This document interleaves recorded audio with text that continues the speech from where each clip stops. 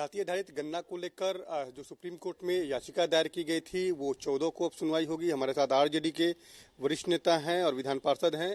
अब supreme court में याचिका पर 14 को सुनवाई होगी। आपको लगता है कि जातीय आधारित गन्ना का बड़ा फायदा जो है वो आने वाले लोकसभा चुनाव में भी महागठबंधन को मिलेगा?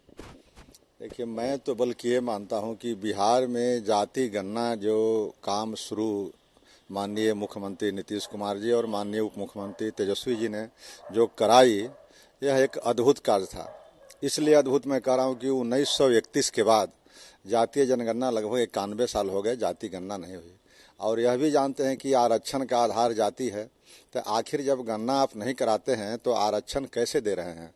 या आज उनका सर्वे किए बिना, उनके पता लगाए बिना उनकी स्थितियों को आप किस आधार पर ये कर रहे हैं आरक्षण? तो इसलिए जाति गणना कहीं से भी अनुचित नहीं था। लेकिन कुछ लोगों ने इसको गुमराह किया हाईकोर्ट में, और हाईकोर्ट भी सरकार के पक्ष से उस समय अगर सही दलील दी गई होती तो शायद जाति गणना नहीं रुकी होती। लेकिन बाद में लोगों ने इसको सुधार किया और हाईकोर्ट से रोक जो हटी, उसके बाद अभी सुप्रीम कोर्ट में भी लोग एसएलपी में गए।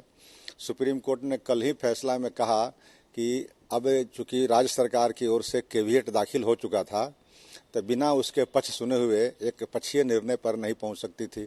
तो उन लोगों ने रोक लगाने की बहुत कोशिश की, लेकिन अंततोगत्वा सर्वोच्च न्यायालय ने रोक नहीं लगाया और इसकी अगली सुनवाई 14 अगस्त को दिया।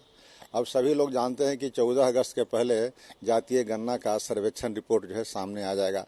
तो यानी एक चरण भारत में इसका बिहार में पूरा हो जाएगा जाति गणना का, और उससे भारत और अन्य राज्यों में यह दबाव बढ़ेगा कि जाति गणना कराई जाए। जो रिपोर्ट आएगा, जो रिजल्ट आएगा, वो बड़ा ही चौंकाने वाला होगा और आगे आने वाले समय में बिहार की राजनीति की दिशा और दशा तय करेगी। दूसरा सवाल है कि नीतीश कुमार जी ने कल एक कार्यक्रम में सार्वजनिक रूप से कहा कि अब मेरी उम्र 73 साल की हो गई है, अब जाने का समय आ गया है। तो क्या लगता है कि राजनीतिक रूप से उन्होंने ये बातें कही, क्योंकि सार्वजनिक कार्यक्रम उन्होंने कहा, तो लगता है कि अब सत्ता देने की तैयारी है, या वाकई में अब समय हो गया है कि अब वो दूसरी तरह की केंद्र की राजनीति करे और बिहार करे?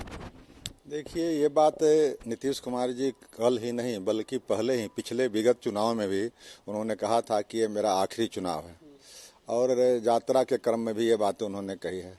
तो नीतीश कुमार जी लगातार इस बात को समझ रहे हैं कि अगला जो 2025 का चुनाव है वह चुनाव तेजस्वी जी के नेतृत्व में लड़ी जाएगी, महागठबंधन का। तो तेजस्वी जी का नेतृत्व रहेगा तो नीतीश कुमार जी एक चाणक्य की भूमिका में रहेंगे, एक गार्जियन की भूमिका में रहेंगे। तो इसलिए नीतीश कुमार जी ने कोई अप्रत्याशित बातें कल नहीं कही है। वो जो कहते आ रहे हैं उसी की एक कड़ी है और उसी का एक रिप्रकशन। लोग इंतजार कर रहे हैं कि जल्दी से जल्द तेजस्वी जी को सत्ता मिले। अब जल्दी और देर की बात नहीं है। अब नीतीश कुमार जी जब कंफर्टेबल समझेंगे, ये महागठबंधन भारतीय जनता पार्टी के खिलाफ में बनी है तो वह नीतियों के लिए बनी है, भारतीय जनता पार्टी की सत्ता को उखाड़ने के लिए बनी है। किसी व्यक्ति विशेष को मुख्यमंत्री बनाना बहुत बड़ा लक्ष्य नहीं होता।